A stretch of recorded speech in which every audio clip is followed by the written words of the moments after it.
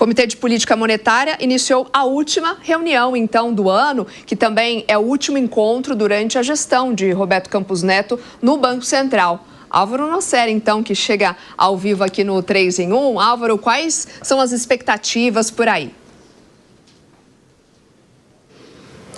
Boa tarde para você, Soraya, a todos que nos acompanham no 3 em 1. A expectativa do mercado financeiro é de uma alta de 0,75% na taxa básica de juros. Atualmente, a Selic está em 11,25% ao ano e pode chegar, então, a 12%. Essa que seria a terceira alta consecutiva, já que nas duas reuniões anteriores nós tivemos um aumento de 0,25 e depois um aumento de 0,5 ponto percentual. Então, diante da disparada do dólar, a moeda americana que superou a casa dos R$6, chegando no maior patamar da história, a desconfiança do mercado financeiro, principalmente com relação ao pacote fiscal apresentado pelo ministro da Fazenda, Fernando Haddad, que prevê ali uma economia de 70 bilhões de reais nos próximos 2 anos e também com relação às expectativas inflacionárias que devem estar, então, acima da meta. Esses fatores, então, serão levados em consideração na reunião do Comitê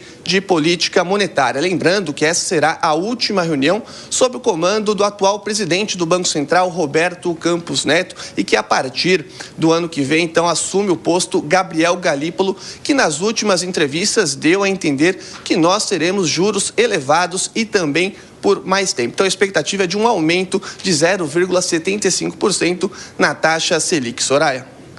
Obrigada, Álvaro, pelas tuas informações. Vamos voltar a falar, né, desse assunto polêmico aí, deixar os nossos comentaristas à vontade. Taxa de juros, né? Duas coisas que o Piperno gosta, eu quero a opinião dele. Taxa de juros alta e Roberto Campos Neto na sua última reunião, ô Fábio Piperno. Não, então, eu vou voltar, né? Porque como a audiência é sempre rotativa, eu vou dizer tudo que eu já disse sobre ele nesse tempo todo. Vou pegar só a questão do dólar. Então, no período Bolsonaro, o Banco Central, sob a presidência de Roberto Campos Neto, interveio 117 vezes no mercado e no governo Lula, uma. Foi agora, há pouco tempo aí, não. Uma. Ou seja, o Banco Central utilizou 74 bilhões e meio nessas intervenções sob o governo, enfim, o governo Bolsonaro e 1,5 bilhão no governo Lula. Eu acho que esses dados, eles por si só já ajudam a explicar muita coisa. Agora, por exemplo, eu gosto muito de ler economistas, enfim, responsáveis, como o Felipe Salto, por exemplo, que eu cito sempre aqui. Vai perguntar para ele se ele acha que precisa aumentar esse monte de juros como aumentou nos últimos tempos. E detalhe, tem um outro fator, olha só que coisa maluca. Se essa taxa aumentar 0,75 agora, nós vamos bater um recorde na história do Banco Central. Porque nas 8 reuniões, nós vamos ter 5 resultados diferentes. O Banco Central chegou a cortar 0,50, depois ele chegou a zerar, depois ele aumentou 0,25, depois ele aumentou 0,50, agora ele pode estar indo para 0,75. Isso é sintoma de instabilidade no mercado financeiro? Sintoma de uma biruta doida aí. Ah, é? Ô, Alangani, faz um balanço da gestão Roberto Campos Neto, que vai se findar agora. Excelente, essa última reunião. Reconhecido como o melhor presidente do Banco Central do mundo. Inclusive, a ótima entrevista ontem no Direto ao Ponto. O grande economista Maílson da Nóbrega também trouxe esse fato. Portanto, é um fato. O Banco Central brasileiro tem feito um bom trabalho. Em relação à não intervenção no câmbio, quer dizer, o Banco Central ele intervém no câmbio quando você tem uma circunstância externa que não é controlável. Nesse caso, seria inócuo, porque a responsabilidade do dólar estar batendo a 6 é do próprio governo com a sua sinalização do lado fiscal. Então, faria uma intervenção, traria ali o dólar de 6 para 5,90, 5,85 momentaneamente, queimaria reserva, mas depois voltaria para o 6. Então seria queimar dinheiro. Por isso que não faz. Porque, Piperno, basta para trazer esse dólar novamente para 5, estaria 5,10 o câmbio hoje, sem o ruído fiscal. Basta dar uma sinalização concreta do lado fiscal. Vamos cortar gastos, vamos acabar com o mínimo constitucional de saúde e educação, vamos fazer uma mini reforma da Previdência, o que seja, e vamos esquecer essa história de isenção de R$5.000 de imposto de renda. Não, peraí. numa segunda discussão, não agora, porque eu preciso ter sustentabilidade fiscal. Com isso, é possível voltar o dólar lá para 5,10, mas o governo não seguiu essa direção. E aí o Banco Central não vai queimar reserva com algo que vai ser completamente inócuo. O seu argumento eu entendo. Não pode, exatamente. Só me explica uma coisa, por que 117-1? O quê? Porque você estava numa época de pandemia completamente diferente, precisava reforçar o caixa de empresas lá fora. O Segré quer complementar. O Segré está chamando o VAR aqui, quer responder. Então, você sabe que eu tenho um nome a selar dentro desse programa e uma das minhas funções aqui no 3 em 1 é rebater todas as barbaridades que às vezes o meu amigo Piperninho coloca. Então vamos lá, eu vou ter que trazer um bloquinho para anotar e não esquecer de nenhuma. O Banco Central não pode sair queimando reservas pela lei de responsabilidade fiscal. Não pode fazer isso. Mesmo que tenha reservas que justifique eventualmente com essas reservas comprar títulos da dívida para melhorar a relação dívida, não pode fazer. Sabe, Piperninho, de quem depende que o Banco Central possa intervir no mercado de câmbios e não com venda spot, que seria dólar na mão, senão com swaps cambial de venda futura? Adivinha? O diretor de política monetária, que é quem? Gabriel Galípolo. Gabriel Galípolo. Ou seja, o Gabriel Galípolo é que tem que carimbar dizendo, gente, temos que intervir no mercado. Sem ele, não pode o presidente fazer. Não, eu estou respondendo. Não. Como não? O Galípolo foi nomeado diretor o ano passado. Eu quero saber o seguinte. O ano passado, o governo do presidente Lula. Você falou que o Banco Central não pode fazer...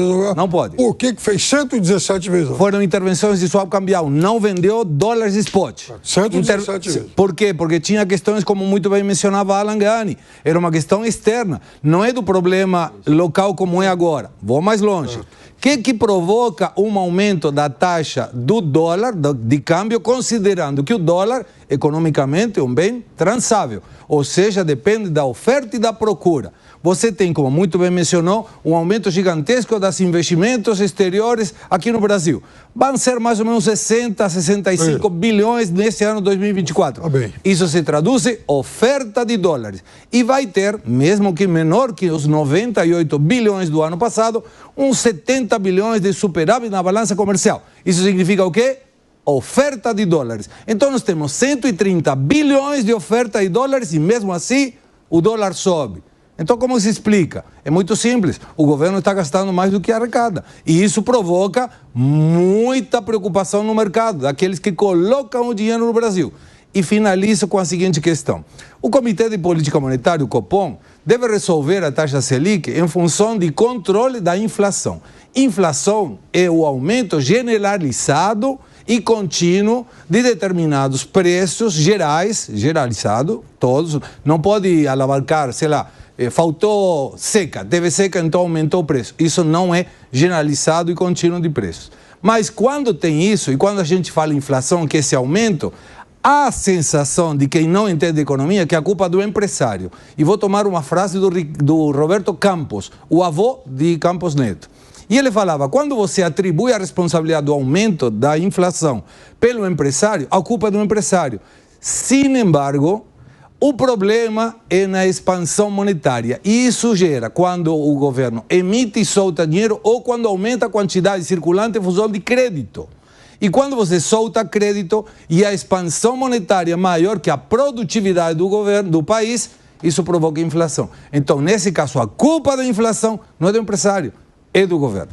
Muito bem, antes da gente ouvir o Zé Maria Trindade para a gente arrematar esse tema envolvendo a última reunião do Copom, e uma probabilidade de aumento de 0,75 ponto percentual na taxa de juros, eu quero uma nota. Bate-bola. Nota para a gestão Campos Neto que vai se encerrando agora. Alan Gani. 9,3. E você, Gustavo Segré? 9. Você, Fábio Piperno? 0. Nota 0, Fábio Piperno. Que exigência, hein? Vamos para Brasília. Zé Maria, sua nota e o seu comentário. Passa de ano tranquilamente. A avaliação internacional. Ele soube, sim, lidar com as dificuldades da economia dos últimos tempos e essa instabilidade. É claro que a nota é superior a 8. Eu daria 8 porque eu vejo algumas dificuldades em outros setores. Até parece que o Banco Central é só para definir os juros. Não precisaria ter Banco Central se fosse só isso. né? Tem muito mais responsabilidade, a regulamentação e regulação do sistema bancário. E o Brasil é um exemplo mundial, né? O Banco Central saneou os bancos brasileiros. Isso lá atrás, no governo Fernando Henrique, fez um PROER, que foi um sistema que salvou os bancos e, é claro, faliu um monte de bancos e Fernando Henrique ficou com muitos adversários e inimigos até. Foi uma dificuldade, mas enfim, fez. Veja bem, o valor do dólar, ele no Brasil é flutuante. Houve momentos, eu assisti isso, né, que era fixo. O valor era tanto, se o senhor comprava, aí tinha o dólar paralelo. Hoje o dólar paralelo existe, mas é para ilegalidade. Se você quiser dólar, você vai no banco lá e compra. Então, isso melhorou muito. E por ser flutuante, o Banco Central pode fazer interferência para provocar um certo equilíbrio, né? Para que não suba de uma vez ou caia de uma vez.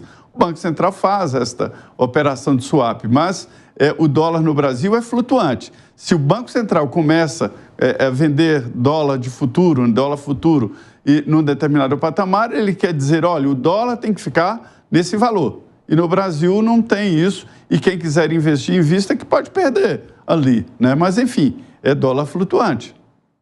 O Alan Gani fez a média aqui da nota do Campos Neto, segundo os jurados do 3 em 1, Alan Gani. 6,57. Passa de ano. A dúvida é essa, né? Se é 6 ou é 7, Piperno? Porque a média é 5, Piperno. 6,57 você tem que fazer exame. Pelo menos no meu tempo era assim, porque a média, para passar direto, era 7.